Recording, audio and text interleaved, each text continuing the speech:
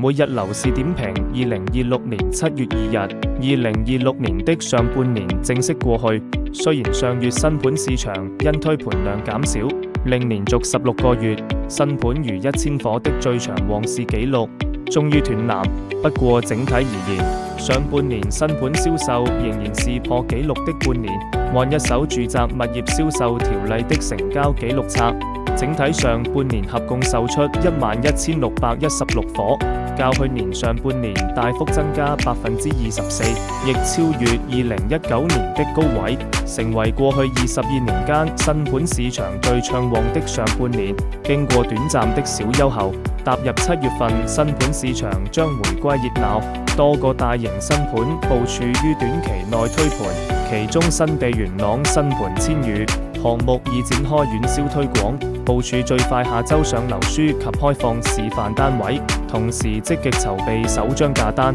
料首批主打兩房戶型，有機會同步推售特色單位，全盤提供566伙，當中以實用、面積約360至410方尺的兩房戶佔多數，佔去全盤70%。以上香港地產最新訊息，由世紀21香港C21HK提供。